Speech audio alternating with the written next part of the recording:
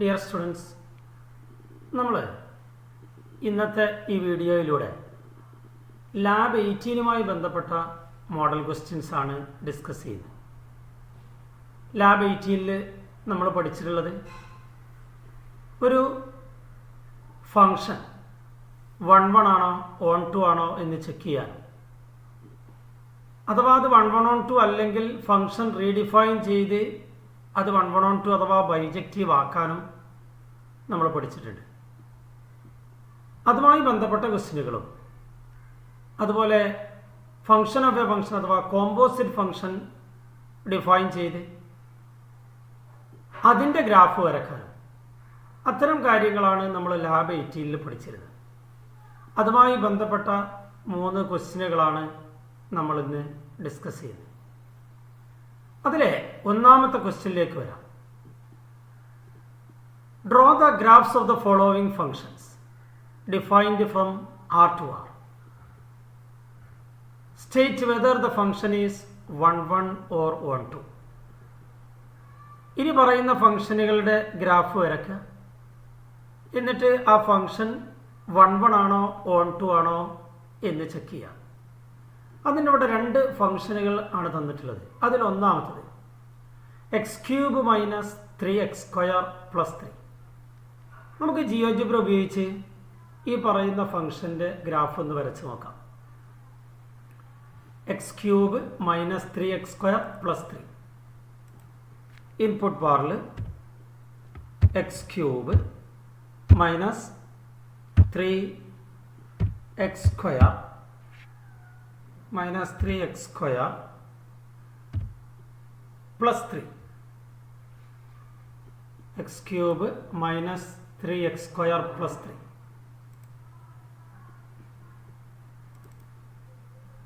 Complete ആയിട്ടില്ല. +3. ഇതാണ് നമ്മളുടെ ഫംഗ്ഷൻ. ഇത് ബൈജക്റ്റീവ് ആണോ അല്ലേ, അതാണ് ചോദ്യം. 1 ആണോ 1 ആണോ? നമുക്കൊരു ഫംഗ്ഷൻ 1 ആണോ അല്ലേ എന്നറിയാൻ നമ്മളൊരു ഹൊറിസോണ്ടൽ ലൈൻ ടെസ്റ്റാണ് ചെയ്തു നോക്കാറുള്ളത്. അതിന് വേണ്ടിയിട്ട് ഞാനൊരു സ്ലൈഡർ ക്രിയേറ്റ് ചെയ്യാണ്. എ എന്ന് പറയുന്ന സ്ലൈഡർ, അതിൻ്റെ മിനിമം മാക്സിമം ഒക്കെ നമുക്ക് മാറ്റം വരുത്താം. -10 മുതൽ +10 വരെ ആവട്ടെ.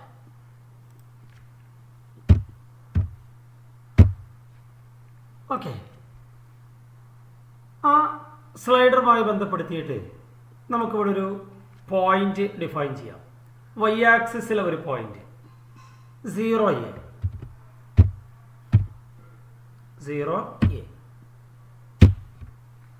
നോക്കൂ, ഈ പറയുന്ന എ എന്ന പോയിന്റിലൂടെ ഒരു ഹൊറിസോണ്ടൽ ലൈൻ വരക്കണം. അതിന് നമ്മൾ എന്ത് ചെയ്താൽ മതി? നമ്മുടെ പെർപെൻഡിക്കുലർ ലൈൻ ടൂൾ എടുക്കുക, ആ പോയിന്റിൽ ക്ലിക്ക് ചെയ്യുക, y ആക്സിസിലും ക്ലിക്ക് ചെയ്യുക. അപ്പം നമുക്കൊരു ഹൊറിസോണ്ടൽ ലൈൻ കിട്ടിയിട്ടുണ്ട്. ഈ സ്ലൈഡർ മൂവ് ചെയ്യുന്നതിനനുസരിച്ച് ആ ഹൊറിസോണ്ടൽ ലൈൻ നമുക്ക് മുകളിലേക്കും താഴേക്കും മൂവ് ചെയ്യിക്കാൻ കഴിയും. അല്ല, എന്താണ് ഹൊറിസോണ്ടൽ ലൈൻ ടെസ്റ്റിൽ നമ്മൾ പഠിച്ചിട്ടുള്ളത്?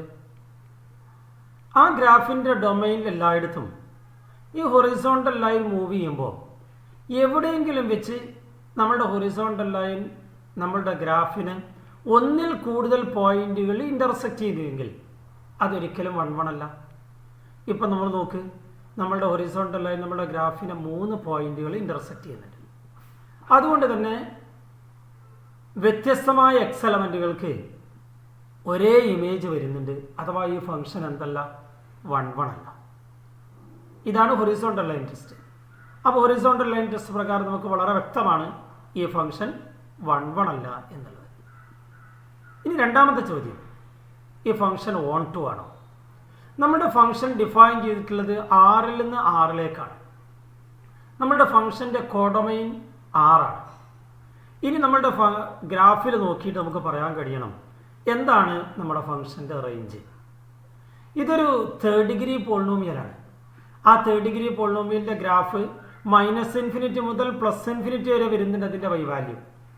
എന്ന് വെച്ചാൽ അതിൻ്റെ റേഞ്ച് സെറ്റ് ഓഫ് റിയൽ നമ്പേഴ്സാണ്. ഇവിടെ റേഞ്ചും കോഡൊമൈനും ഈക്വലാണ്. അതുകൊണ്ട് ഈ ഫംഗ്ഷൻ ഓൺ ടു ആണ്. അപ്പോൾ നമുക്ക് ഈ തന്നിട്ടുള്ള x³ - 3x² + 3 എന്ന് പറയുന്ന ഫംഗ്ഷൻ 1 അല്ല, പക്ഷേ എന്താണ്, ഓൺ ടു ആണ്.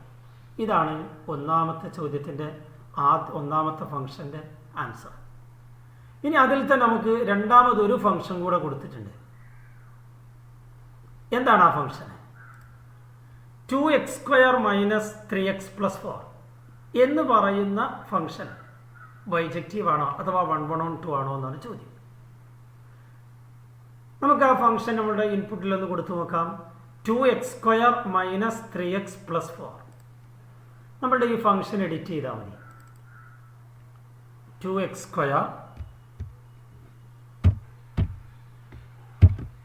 - 3x + 4 അതല്ലേ നമുക്ക് തന്നിട്ടുള്ള ഫംഗ്ഷന് 2x² - 3x + 4. അതപ്പോൾ നമ്മളിവിടെ കൊടുത്തത്. ആ പറയുന്ന ഫംഗ്ഷൻ്റെ ഗ്രാഫാണ് ഇവിടെ കാണുന്നത്. നോക്ക്, നമ്മളുടെ ഹൊറിസോണ്ടൽ ലൈൻ ടെസ്റ്റ് പ്രകാരം ഈ ഫംഗ്ഷൻ 1 ആണോ? നിങ്ങളോ നോക്ക്, നമ്മളുടെ ഗ്രാഫിനെ ഹൊറിസോണ്ടൽ ലൈൻ ഒന്നിൽ കൂടുതൽ പോയിന്റുകൾ ഇന്റർസെക്റ്റ് ചെയ്യുന്നുണ്ട്. അതുകൊണ്ട് തന്നെ ഈ ഫംഗ്ഷൻ എന്തല്ല, 1 അല്ല. ഇനി ഓൺ ടു ആണോ എന്നുള്ള കാര്യം നോക്ക്. എന്താണ് ഈ സെക്കൻഡ് ഡിഗ്രി പോളിനോമിയലിൻ്റെ ഗ്രാഫ്? It's a parabola. ആ പരാബോള ഓപ്പൺ അപ്വേർഡ്സ് ആണ്. അതിൻ്റെ റേഞ്ച് എന്ന് പറയുന്നത് ഇതാ ഈ പോയിന്റ് മുതൽ മുകളിലേക്കാണ്. അതിന് ഈ പോയിന്റ് നമുക്കൊന്ന് കണ്ടെത്തണം, എന്നാലേ നമുക്കതിൻ്റെ റേഞ്ച് പറയാൻ കഴിയുള്ളൂ.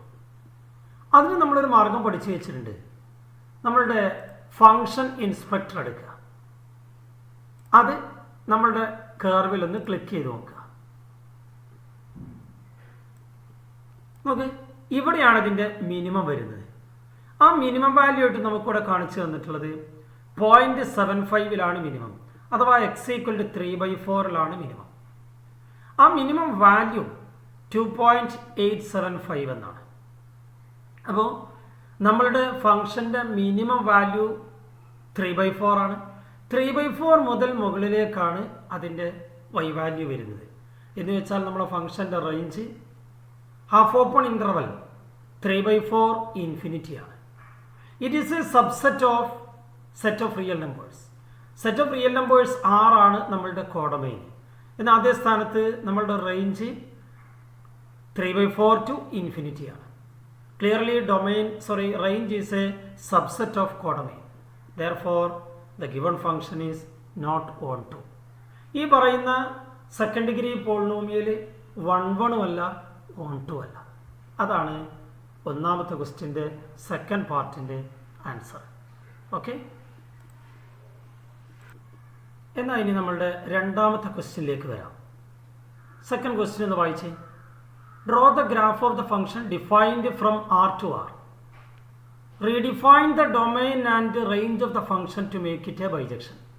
ഏതാണ് ഫംഗ്ഷന്? f(x) = x² + 2x + 3.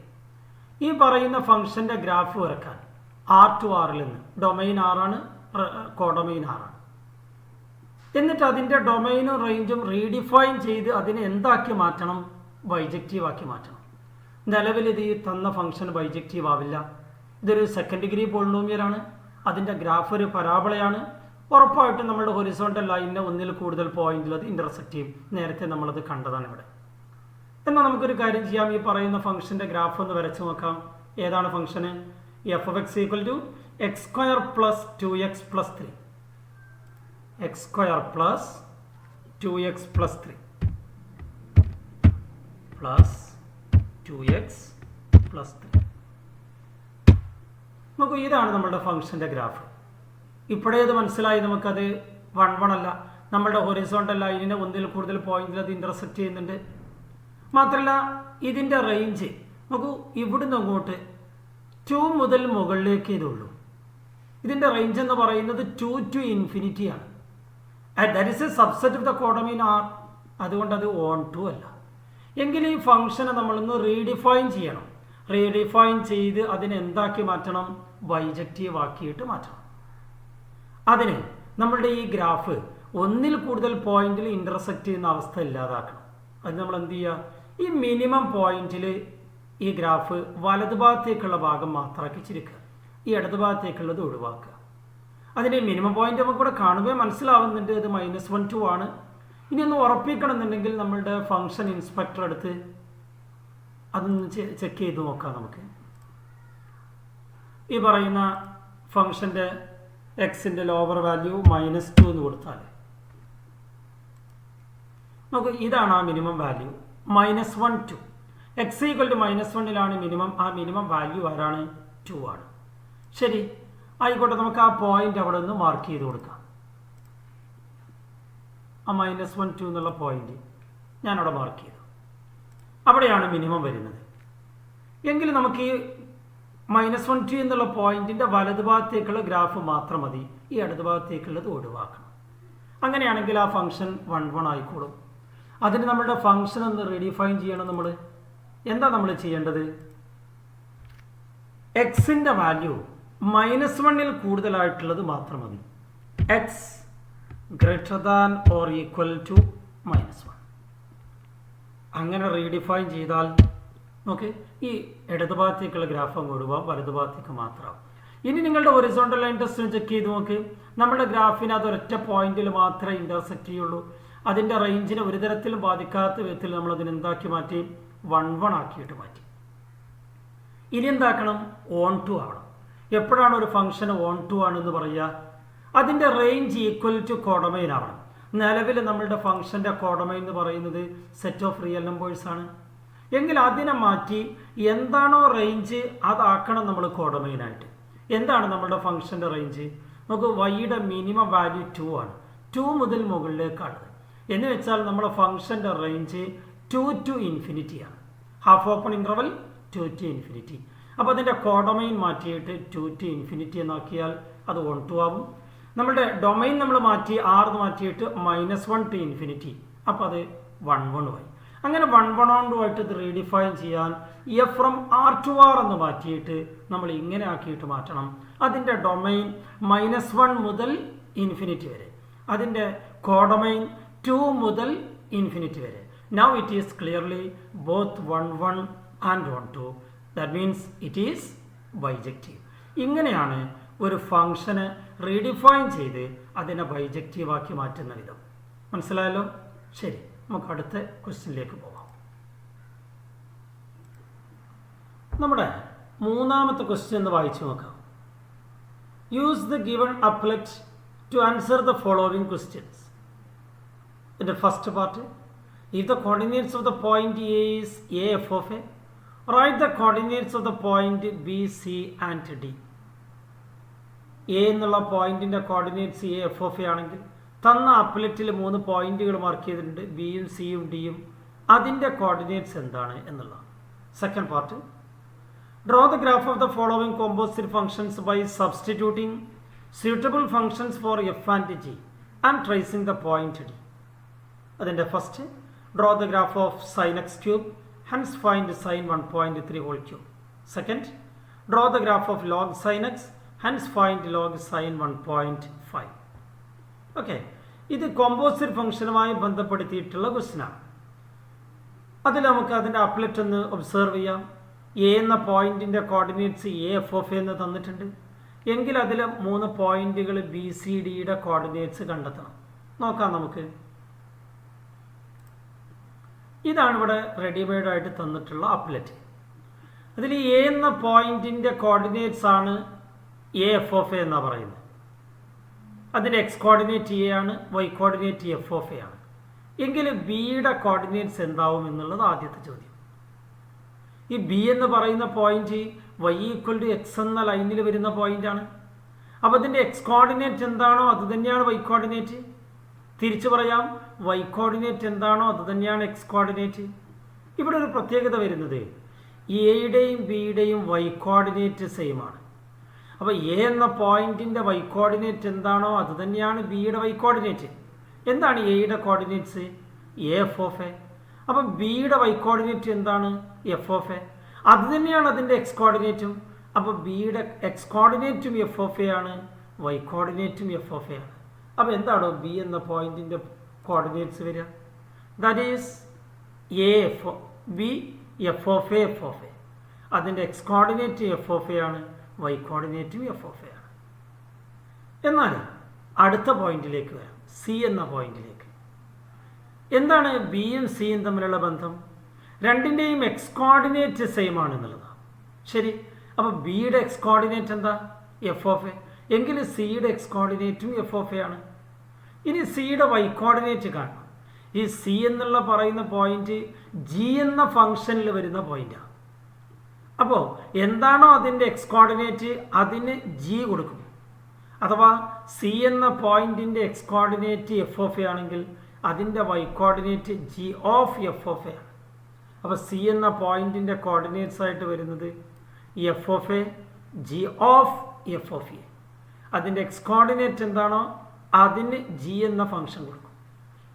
ഇനി ശരി, ഡി എന്ന പോയിന്റിൻ്റെ കോർഡിനേറ്റ്സ് നോക്കാം. എന്താണ് ഡി എന്ന പോയിന്റിൻ്റെ പ്രത്യേകത? അതിൻ്റെ എക്സ് കോർഡിനേറ്റ് എയുടെ എക്സ് കോർഡിനേറ്റ് ആയിരിക്കും. ഡിയുടെ വൈ കോർഡിനേറ്റ് സിയുടെ വൈ കോർഡിനേറ്റ് ആയിരിക്കും. അപ്പോൾ എന്താണ് എ എന്ന പോയിന്റിൻ്റെ എക്സ് കോർഡിനേറ്റ് എ, സി എന്ന പോയിന്റിൻ്റെ y coordinate g of f of a.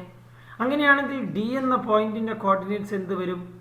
അതിൻ്റെ എക്സ് കോർഡിനേറ്റ് എ ആണ്, Y coordinate g of f of A ആണ്. അപ്പോൾ നമുക്ക് കിട്ടി ഡി എന്ന പോയിന്റിൻ്റെ coordinates a g of f of a. ഇതായിരുന്നു നമ്മളെ തേർഡ് ക്വസ്റ്റ്യൻ്റെ ഫസ്റ്റ് പാർട്ട്.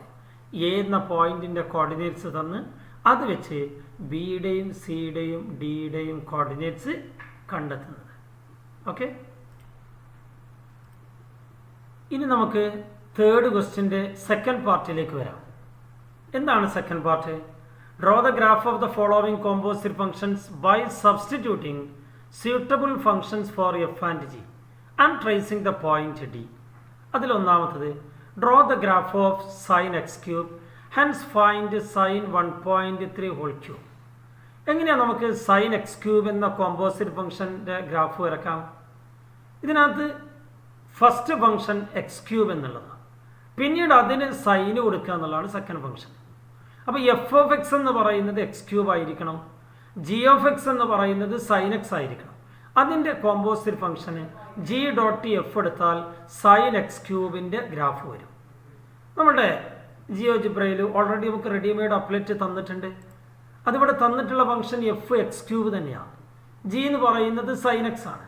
അപ്പോൾ ജി ഡോട്ട് എഫ് എന്ന് പറയുന്നത് സൈൻ എക്സ് ക്യൂബാണ്. അഥവാ ഈ ഡി എന്ന പോയിന്റ് ട്രേസ് ചെയ്യുന്ന പാത്ത് സൈൻ എക്സ് ക്യൂബിൻ്റെ ഗ്രാഫായിരിക്കും.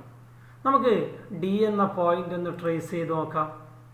അതിന് ട്രേസ് ഓൺ കൊടുക്കുക, എന്നിട്ട് എ എന്നുള്ള സ്ലൈഡറിന് ആനിമേഷൻ കൊടുക്കാം. ഇപ്പോൾ ഡി എന്ന പോയിന്റ് മൂവ് ചെയ്യുന്ന പാത്ത് അഥവാ trace of the point D that represents the graph of sine X cube. ഈ പോയിന്റുകളിൽ ഗ്യാപ്പ് വരുന്നത് എ എന്നുള്ള സ്ലൈഡറിൻ്റെ വാല്യൂവിൽ വരുന്ന വ്യത്യാസമാണ്. ഇത് സൈൻ എക്സ് ക്യൂബിൻ്റെ ഗ്രാഫ് തന്നെയാണ് എന്ന് നമുക്ക് മനസ്സിലാവാം. നമുക്ക് സൈൻ എക്സ് ക്യൂബിൻ്റെ ഗ്രാഫ് വരച്ച് അതിനുശേഷം ഒന്ന് ട്രേസ് ഓൺ കൊടുത്താൽ ഈ ഡി എന്ന പോയിന്റ് മൂവ് ചെയ്യുന്നത് സൈൻ എക്സ് ക്യൂബിൻ്റെ ഗ്രാഫിലൂടെയാണെന്ന് നമുക്ക് മനസ്സിലാവും. നമുക്ക് ആനിമേഷൻ ഒന്ന് ഓഫ് ചെയ്ത് ഇതിനകത്ത് സൈൻ എക്സ് ക്യൂബ് എന്നുള്ള ഇൻപുട്ട് ഒന്ന് കൊടുത്തു നോക്കാം. സൈൻ എക്സ് ക്യൂബ്,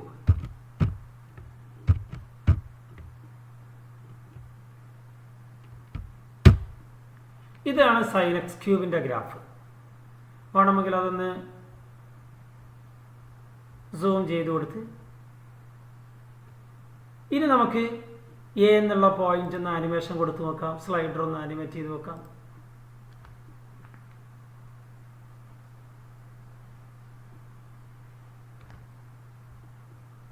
-10 മുതൽ +10 വരെയാണ് ആനിമേഷൻ വരുന്നത്.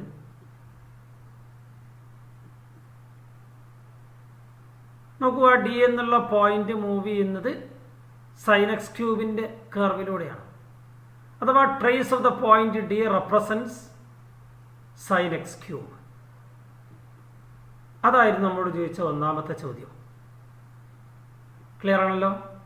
എന്നാൽ ശരി, ഇനി നമുക്ക് അതിനെ തുടർന്നതിലൊരു ക്വസ്റ്റ്യൻ വരുന്നുണ്ട്. സൈൻ 1.3 ഹോൾ ക്യൂബിൻ്റെ വാല്യൂ കാണാം. Sine 1.3 whole cube. അതിന് ഇത് trace of the point D represents sine X cube.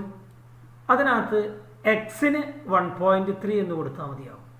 നമ്മളുടെ സ്ലൈഡറിൻ്റെ വാല്യൂ 1.3 എന്ന് കൊടുക്കുക. 1.3.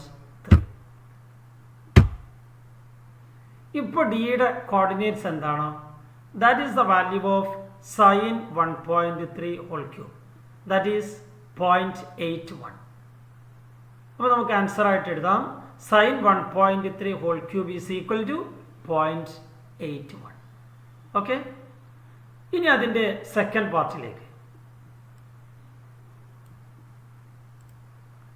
ഇതുപോലെ മറ്റൊരു കോമ്പോസിറ്റ് ഫംഗ്ഷൻ്റെ ഗ്രാഫ് വരയ്ക്കാനാണ്. Draw the graph of log sine x. എന്നിട്ട് ലോഗ് സൈൻ 1.5ൻ്റെ വാല്യൂ കാണാം. എങ്ങനെയാണ് നമ്മൾ ലോഗ് സൈൻ എക്സ് എന്നുള്ള കോമ്പോസിറ്റ് ഫംഗ്ഷൻ്റെ ഗ്രാഫ് വരയ്ക്കുക? F of X equal to sine എക്സും G of X equal to log എക്സും കൊടുത്താൽ മതി. F of X equal to sine X, G of X equal to log X. നമ്മുടെ ഫംഗ്ഷൻ്റെ ഇൻപുട്ടിൽ എക്സ് ക്യൂബ് എന്നുള്ളത് മാറ്റിയിട്ട് അവിടെ സൈൻ എക്സ് എന്ന് കൊടുക്കുക. Sign X. അതുപോലെ ജി എന്നുള്ള ഫംഗ്ഷനിൽ ലോഗ് എക്സ് എന്ന ഇൻപുട്ട് കൊടുക്കുക. Log X. ഇപ്പോൾ ഡി എന്ന പോയിന്റ് ട്രേസ് ചെയ്യുന്ന പാത്ത് ലോഗ് സൈൻ എക്സിൻ്റെ ഗ്രാഫായിരിക്കും. എ എന്നുള്ള സ്ലൈഡറിന് ആനിമേഷൻ കൊടുക്കുക.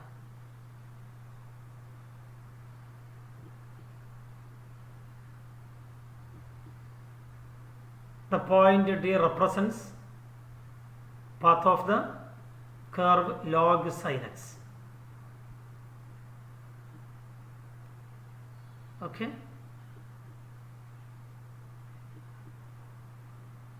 എങ്കിൽ അതിനെ തുടർന്ന് അടുത്ത ചോദ്യം വരുന്നത് എന്താണത്?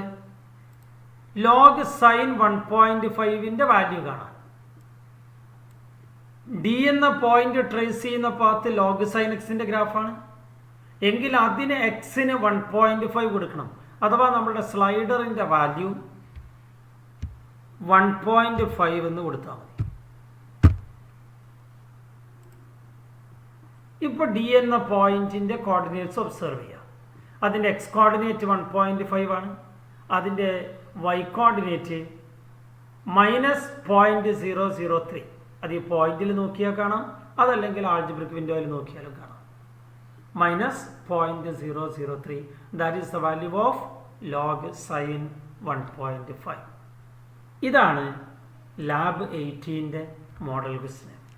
ഇതിനകത്ത് നമ്മൾ പഠിച്ചത് ഒരു ഫംഗ്ഷൻ 1/2 ആണോ എന്ന് എങ്ങനെ ചെക്ക് ചെയ്യാം, ബൈജക്റ്റീവ് അല്ലെങ്കിൽ ഡൊമൈനും റേഞ്ചും റെസ്ട്രിക്റ്റ് ചെയ്ത് എങ്ങനെ അതിനെ ബൈജക്റ്റീവ് ആക്കി മാറ്റാം, ഈ എഫിനും ജിക്കും സ്യൂട്ടബിൾ ഫംഗ്ഷൻ കൊടുത്തിട്ട് കോമ്പോസിറ്റ് ഫംഗ്ഷൻ്റെ ഗ്രാഫ് എങ്ങനെ വരക്കാം, അത് വെച്ച് സൈൻ 1.3 ഹോൾ ക്യൂബ് അതുപോലെ ലോഗ് സൈൻ 1.5 തുടങ്ങിയവയുടെ വാല്യൂ എങ്ങനെ കണ്ടെത്താം. മനസ്സിലായിട്ടുണ്ടല്ലോ കാര്യങ്ങൾ? ശരി, ഓക്കെ, താങ്ക് യു.